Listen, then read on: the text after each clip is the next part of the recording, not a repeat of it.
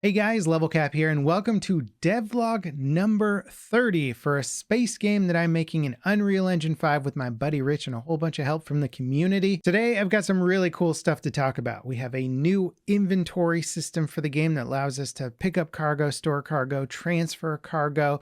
We have some brand new engine sound effects that ramp in a super realistic way. We've handled some tech debt, so now our Steam version of the game is running at a pretty nice frame rate and is very playable on a handheld device. And we've started using the gas system in Unreal Engine. It's not what you think it is. Let's get into it. All right, first things first, let's show off the new inventory system. Now, you've seen our ships in the past ingest cargo, right? So go up to cargo, tuck it in. Now we've got the cargo. I've actually turned off the UI for this just to make it cleaner. But now we have a backpack system. This actually comes from the Inventory Framework plugin. We searched around. There's a lot of inventory plugins on the Epic Game Store. This one seemed like it was the most versatile and could easily be adapted to exactly what we needed it for. So we tried it out, and so far so good. And so now, as you can imagine, when I fly up to the cargo in space and pull it into the inventory or my cargo hold, it shows up in my cargo hold, aka the backpack system. I can move icons around. I can drag them on top of each other. It's got stacking. We haven't added all the functionality or features to this yet, but we're getting the groundwork going. Another component of this is docking and having a station or a stash inventory as well. This will be essential for trading services or just stashing gear for using at a later date. So once we dock with the nav beacon here, we now get our cargo hold and the nav beacon stash, and we can move those items in between. I know, pretty basic. You've all seen this kind of functionality before, but it's the first time getting it working in the game. So very exciting for me. Now, of course, for an inventory system, we need items and we need icons for those items. So we've got our little fuel tank icon here.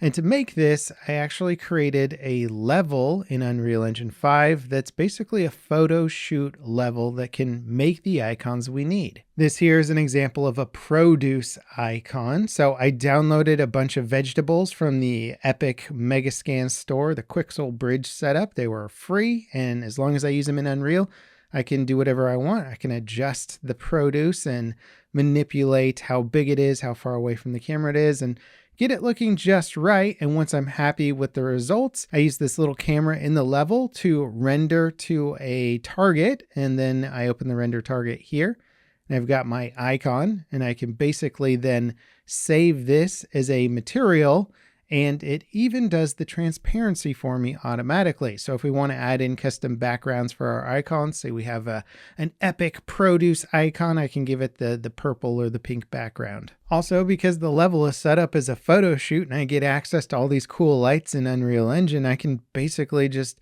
do whatever I want with the lighting here and get the icon to look exactly how I want, which is actually really useful using something like a little bit of a blue light on as a fill light on the side. It adds a little bit more depth to something or makes it feel more cinematic. Now we also got new rocket engine sound effects. Here's the old effect.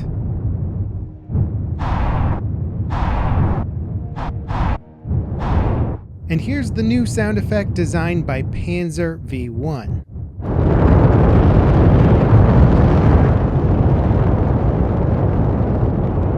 So this one's a lot more complicated and it scales nicely.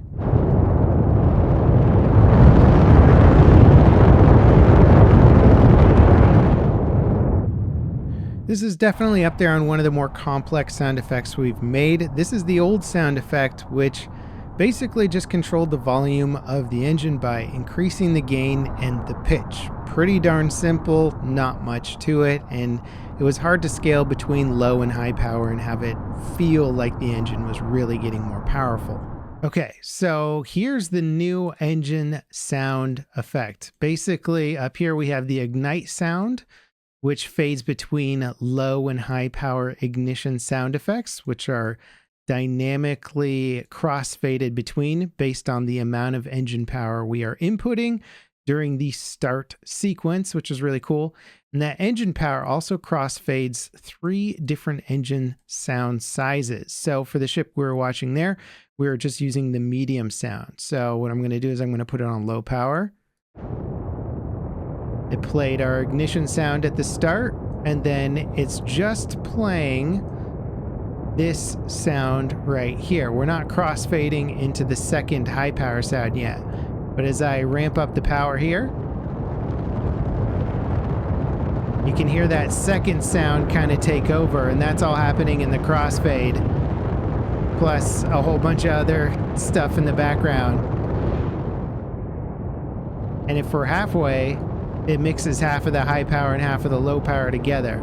This is how they do engine sounds in car games, and just decided to apply the same effect to our space game, and I think it sounds amazing. Now, in the spirit of getting our game playable and testable as fast as possible, we built up a little bit of tech debt, doing things quick and cheap, which meant our Steam Deck performance started to plummet after a while. So we spent a decent part of last week fixing some of that tech debt, and now we're back up to a solid 60 FPS on the deck. In fact, Rich has a newer version of it, and it's getting higher FPS than that. Still plenty of room left for optimization to use less memory, less power, all that stuff. But it is nice being able to boot it up on the deck and test it a bit more and see how the visuals hold up on a smaller screen. Now, as we started shifting production a bit more into high gear, it became apparent that we were going to need to put on our big boy pants and start using some more advanced back-end systems, such as gas. And I'm going to let Rich explain exactly what that is. So what is the Gameplay Ability System, or GAS, and how do we plan on using it in this space game? It's a pretty complicated system, but I'll try to sum it up. A big part of it is that it's a system for making the game design and balance easier. It gives you a lot of tools to tweak numbers here and there. So let's say, for example, you're firing your turret at another ship. You've got a lot of numbers and stats to deal with. There's the velocity of the bullet coming out of the turret. There's the damage that bullet's going to do. There's a rate of fire. How big is the magazine? How long does a reload take? And then on the other side, how much damage is the ship actually going to take? Maybe it has thicker skin or some kind of other shield that blocks the bullet entirely. Maybe it has some weird ability that heals the ship when it gets hit with a bullet. And all these abilities or skills or effects that ships can deal with, it's going to take a pretty complex system to get all those numbers to interact with each other just the way you want. Now, we're very early in our implementation of this, but I'll show you a real simple example of how we're using it so far. This is a gameplay effect, or GE. The purpose of this file is just to describe the action of gaining fuel.